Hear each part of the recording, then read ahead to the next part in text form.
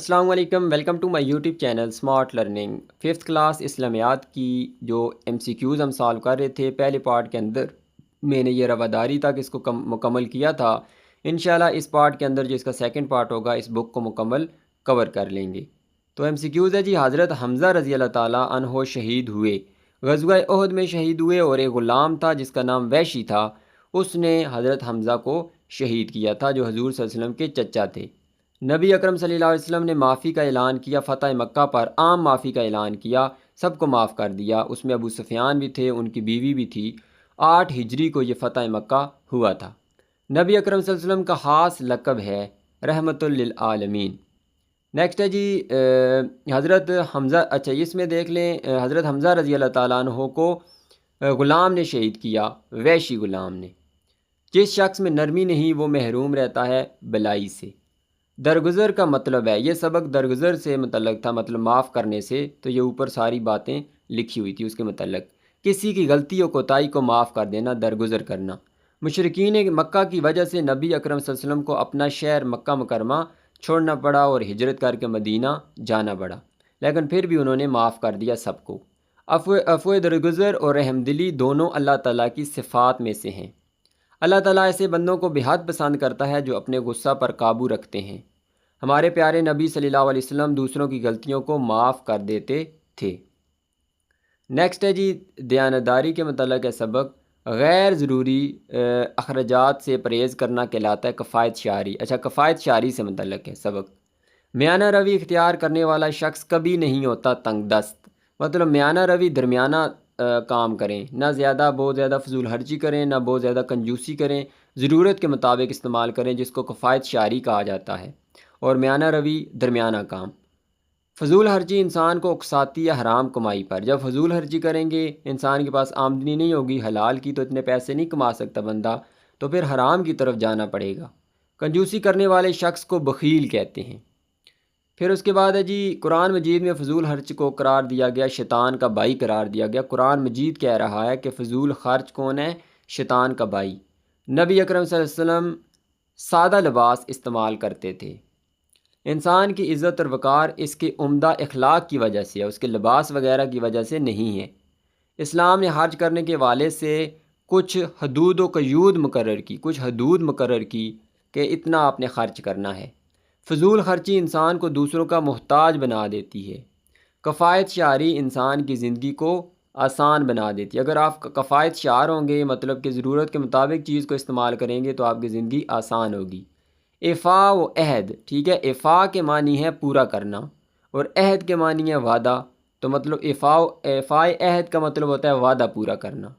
حدیث کے مطابق منافق کی 3 نشانیاں ہوتی ہیں، اور ایک نشانی یہاں لکھی ہوئی ہے وعدہ خلافی۔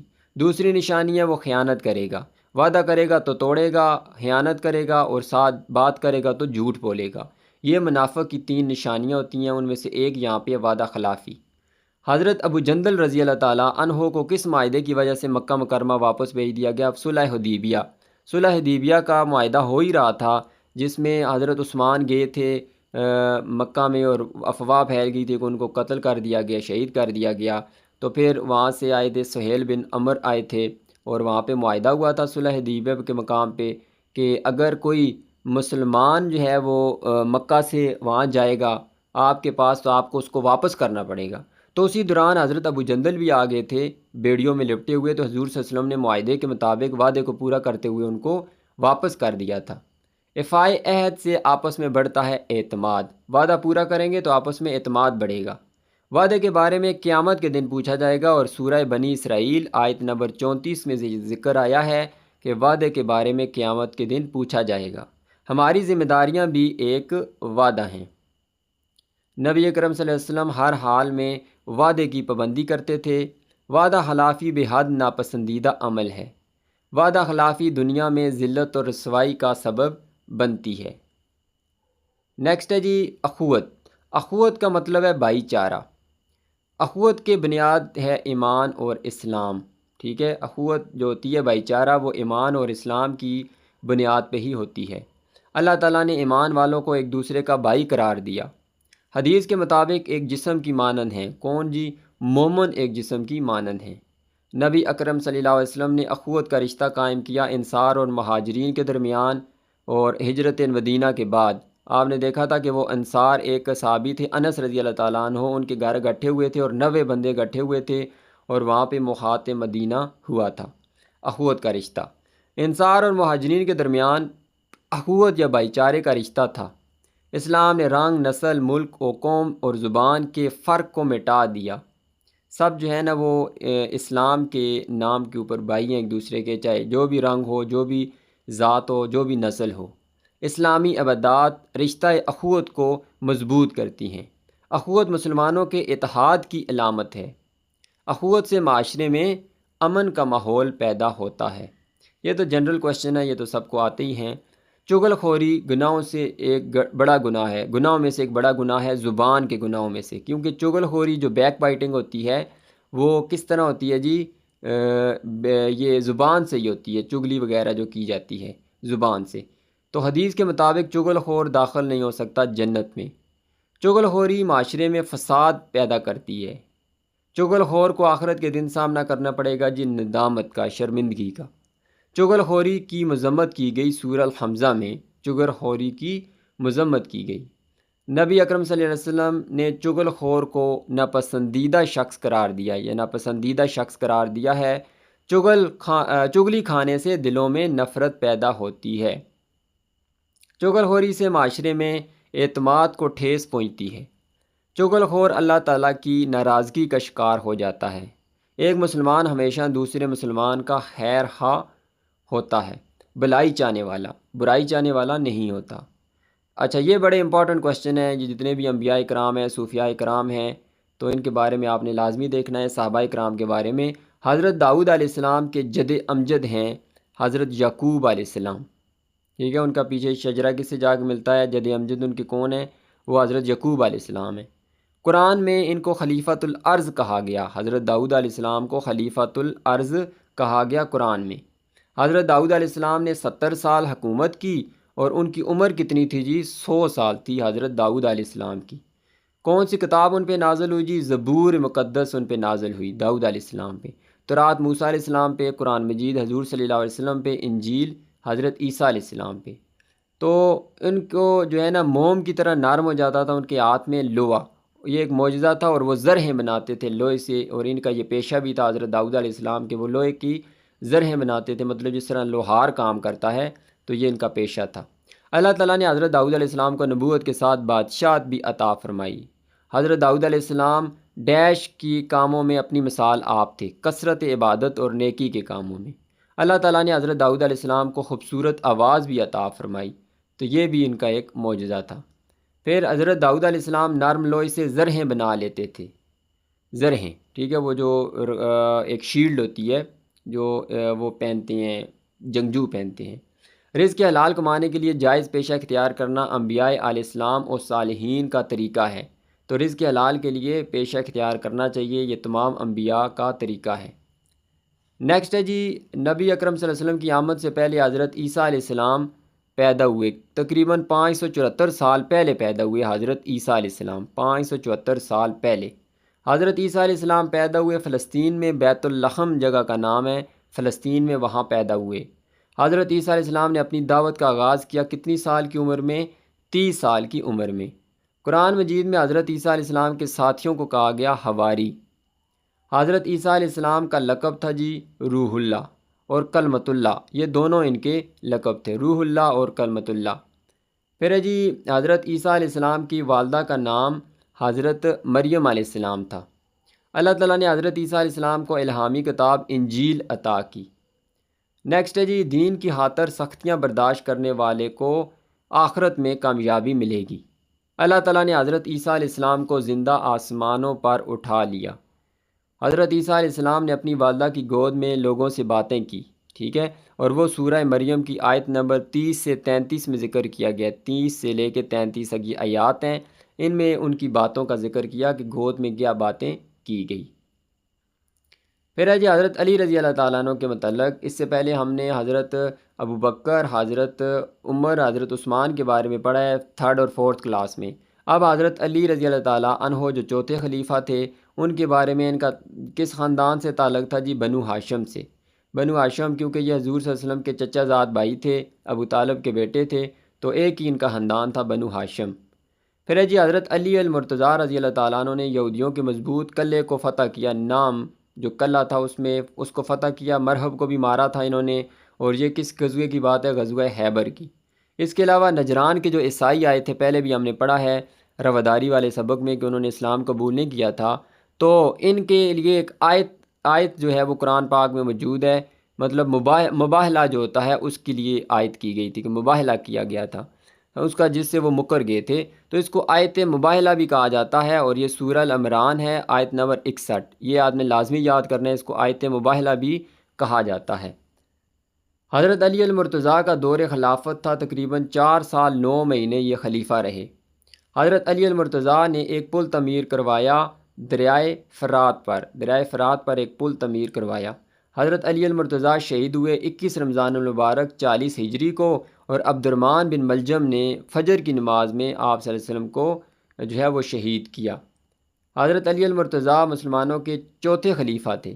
حضرت علی المرتضیٰ کا شمار السابقون الاولون میں ہوتا ہے، السابقون الاولون۔ حضرت علی المرتضیٰ کے بیٹوں کے نام ہیں حسن اور حسین، ٹھیک ہے۔ ایک اگر دیکھا جائے تو 6th کلاس میں پیج نمبر 114 پہ آپ دیکھیں، آگے جا کے میں آپ کو بتاؤں گا، نیکسٹ جو بک آئے گی 6th کلاس، اس میں محسن بھی ہے، 3rd جو ہے نام لکھا گیا۔ حضرت فاطمہ رضی اللہ تعالیٰ عنہا کے 3 بیٹے اور 2 بیٹیاں وہاں پہ لکھے ہوئے ہیں، محسن بھی وہاں پہ ایک بیٹے کا نام لکھا ہوا ہے، یہ بھی آپ نے ذہن میں رکھنا ہے۔ قبول اسلام کے وقت حضرت علی رضی اللہ تعالیٰ عنہ کی عمر تھی 10 سال۔ حضرت علی رضی اللہ تعالیٰ عنہ کی آخری آرامگاہ کہاں پہ؟ عراق میں جو شہر ہے نجف، وہاں پہ ان کی قبر مبارک ہے۔ پھر ہے جی حضرت عبد القادر جیلانی رحمۃ اللہ علیہ کا سن پیدائش ہے 470 ہجری، شیخ عبد القادر جیلانی۔ ایران کے صوبے جیلان میں یہ پیدا ہوئے 470 ہجری میں۔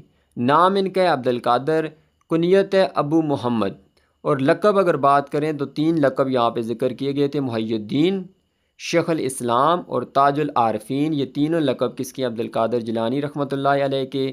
ابو محمد ان کی کنیت ہے، عبد القادر ان کا نام ہے۔ ایران کے صوبے جیلان میں 470 ہجری کو پیدا ہوئے۔ شیخ عبد القادر جیلانی رحمۃ اللہ علیہ نے لوگوں کی اصلاح کا کام سر انجام دیا، 40 سال تک لوگوں کی اصلاح کا کام کیا۔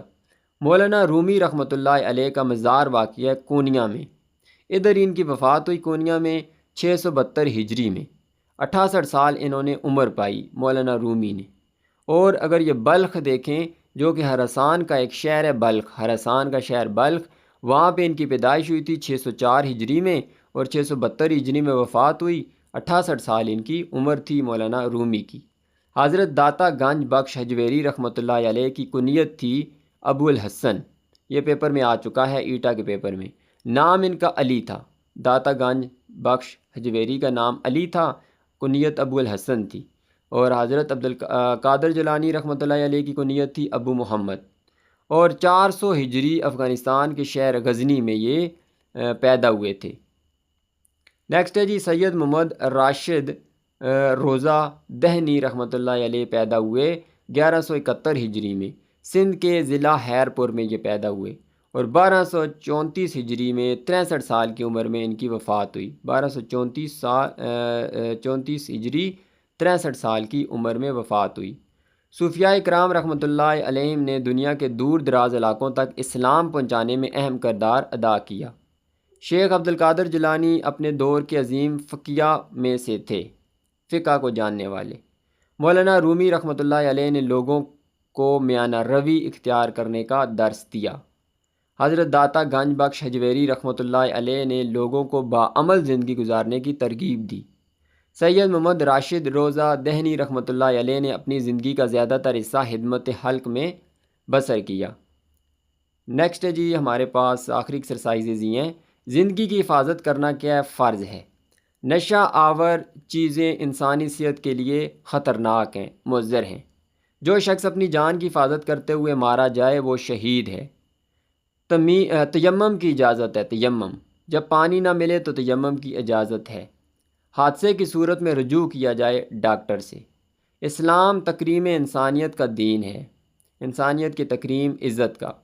زندگی اللہ تعالیٰ کی نعمت ہے، زندگی اللہ تعالیٰ کی نعمت ہے۔ دین اسلام ناگہانی آفات کی صورت میں انسانی جان کے تحفظ کو ترغیب دیتا ہے۔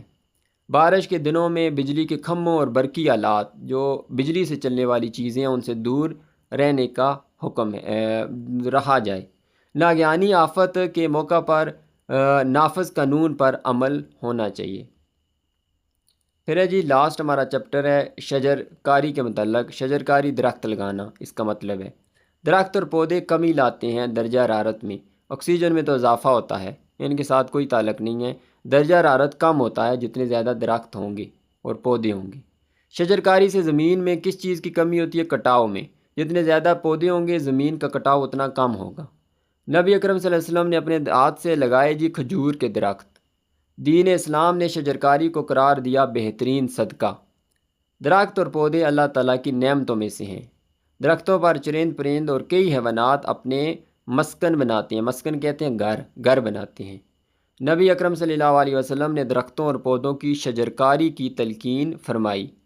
درخت اور پودے ہوا میں موجود آلودگی کو اپنے اندر جذب کرتے ہیں، تو یہ جو ایئر پولوشن ہوتی ہے اس کو کم کرتے ہیں۔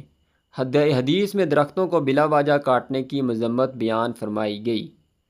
تو یہ جی 5th کلاس کی بک کی MCQs تھے، 2 پارٹس کے اندر اس کو میں نے کور کیا ہے۔ انشاءاللہ نیکسٹ ویڈیو میں 6th کلاس کو کور کریں گے۔